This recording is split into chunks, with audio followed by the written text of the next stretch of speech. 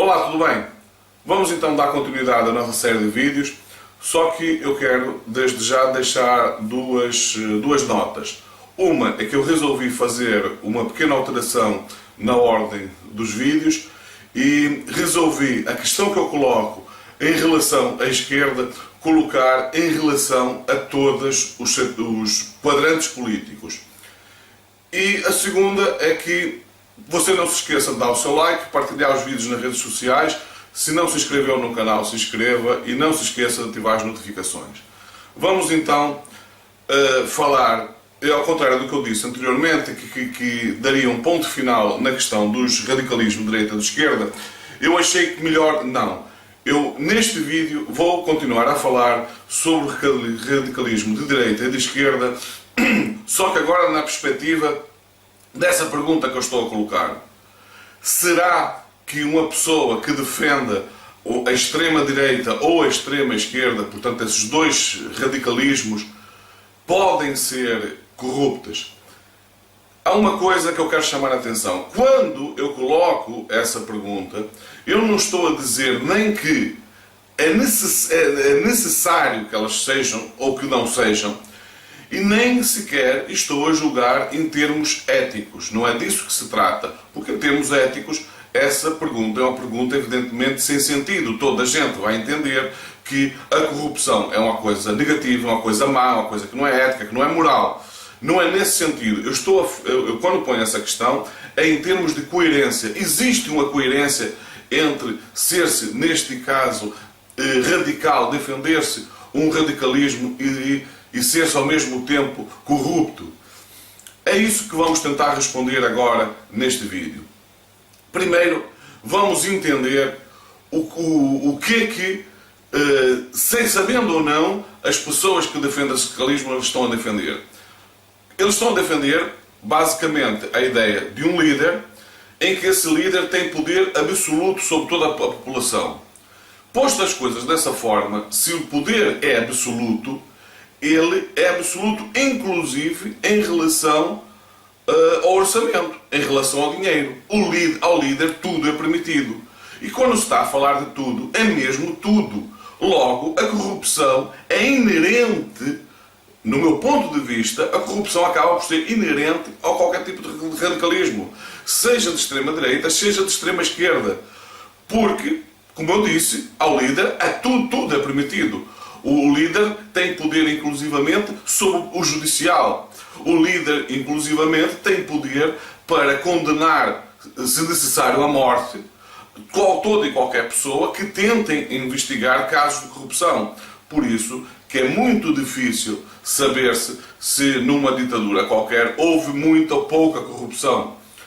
As pessoas no Brasil, por exemplo, tendem a dizer que durante o regime militar havia menos corrupção. A verdade é que ninguém vai saber quanta corrupção havia naquele tempo. Dizem que houve muito mais corrupção no tempo do Lula. Bem, no tempo do Lula nós conseguimos hoje, mais ou menos, pelo menos, quantificar a corrupção que havia. A corrupção durante o regime militar era impossível. Toda e qualquer pessoa que tentasse fazer alguma investigação nesse sentido tinha a sua carreira jornalística, por exemplo, destruída. E isso se não acabasse por ser preso, ser sujeito à tortura e até morto. Portanto, se você é um defensor do radicalismo e muitas pessoas defendem hoje em dia radicalismos com essa ideia de que é preciso um governo forte que moralize, você está-se a iludir, porque o que você está de facto a apostar é num governo que vai ter liberdade absoluta para fazer aquilo que quer, e você, mesmo que detecte qualquer espécie de corrupção, você não vai poder sequer denunciar. Você vai ter que guardar aquilo consigo, você não vai ter sequer poder, inclusivamente, de dizer não, afinal eu estava enganado, não é isto que eu quero, vou pôr lá outro. Não, porque trata-se de um sistema que não é democrático. Em democracia você pode fazer isso. Você votou num líder que ele mostrou não ser aquilo que você quer, você tira ele, mete lá outro. Mas numa ditadura não é assim.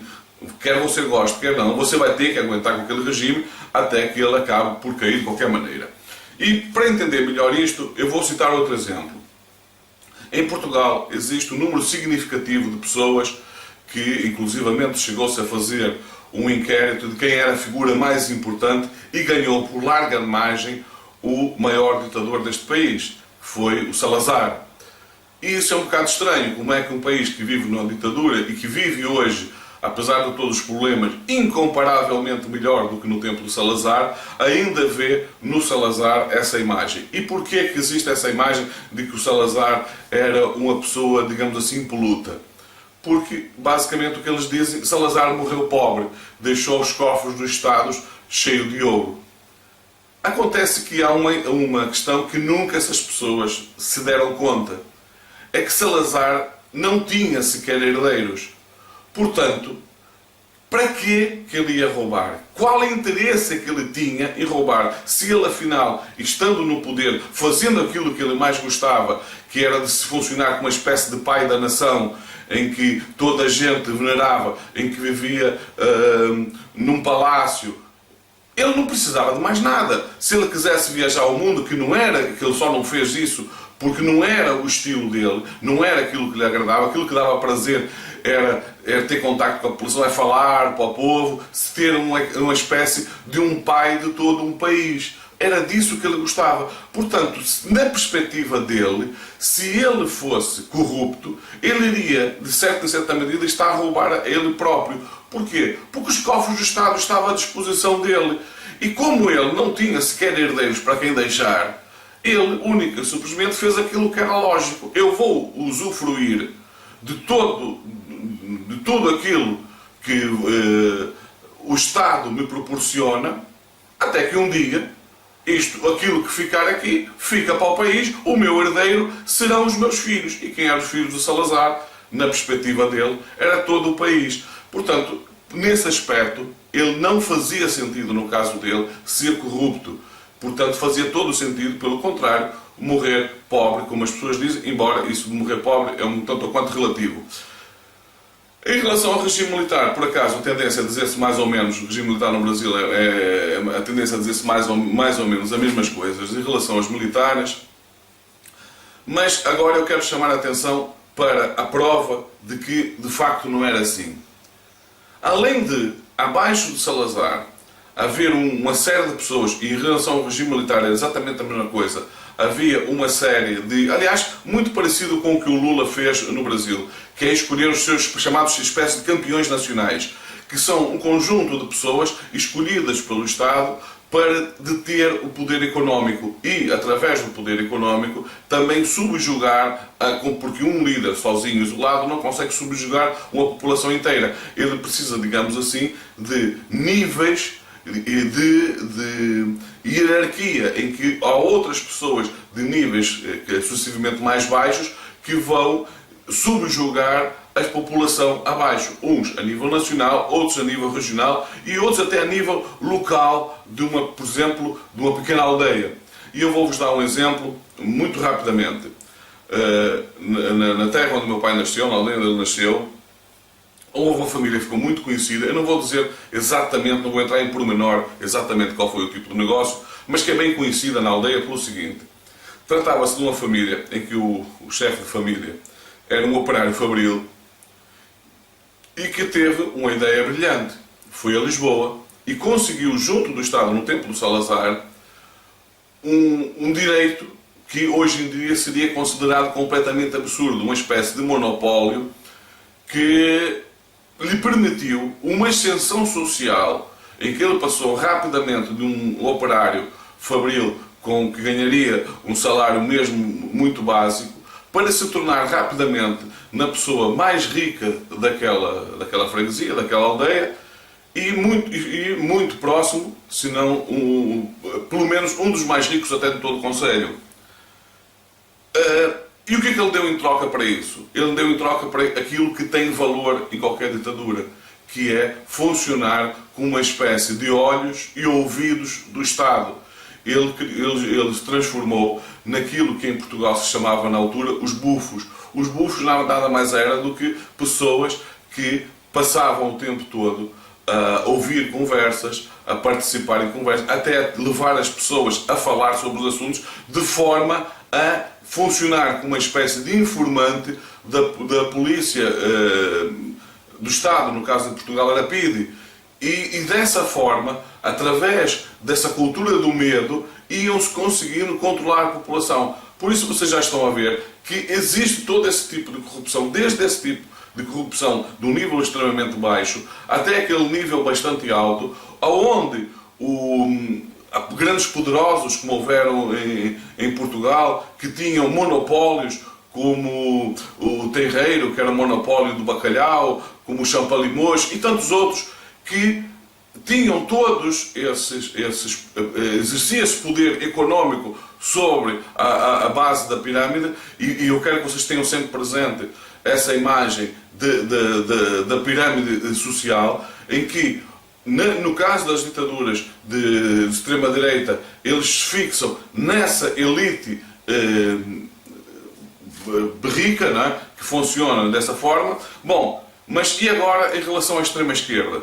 Em relação à extrema-esquerda nós temos algo muito parecido. A única diferença é que, não havendo essa classe social elevada, ela é substituída pelas lideranças dos partidos. São os líderes dos partidos que desempenham esse papel. Inclusivamente, também aí, eles têm os seus bufos, eles têm também aquelas pessoas de nível mais baixo que se encarrega, através do medo, através da espionagem, manter inclusivamente chantagens, porque muitas vezes esses bufos se serviam dessa confiança que eles tinham com o poder político para até chantagear o outro. Porque as pessoas tendiam a ter medo dessas pessoas, evidentemente, e bastaria uma afirmação dela, mesmo que mentirosa, para levar a polícia a intervir. E isto é exatamente o mesmo modelo que funciona na extrema-esquerda.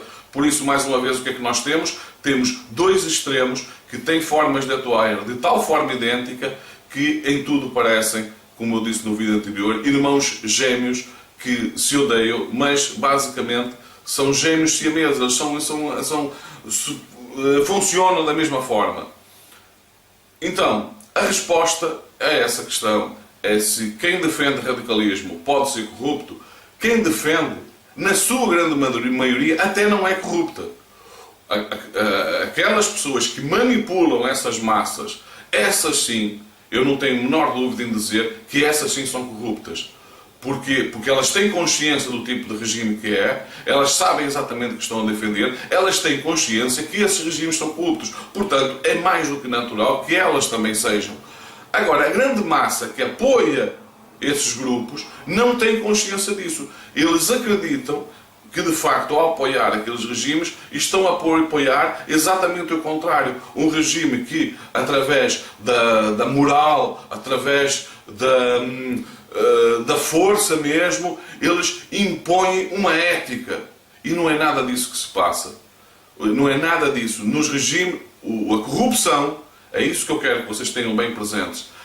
Em qualquer regime totalitário, seja ele qual for, de extrema-direita ou de extrema-esquerda, a corrupção é inerente ao próprio regime. Portanto, não existe nenhuma incoerência em ser-se defensor de um regime totalitário e ser-se corrupto. Muito pelo contrário, a coerência é total, porque, mais uma vez insisto, a corrupção é inerente ao próprio modelo político. Espero que tenha ficado claro em relação a isso. Continuem a assistir os próximos vídeos. Se não subscreveu o canal, subscreva, partilhe nas redes sociais e se não ativou as notificações, ative-as. Fiquem muito bem, vemos no próximo vídeo.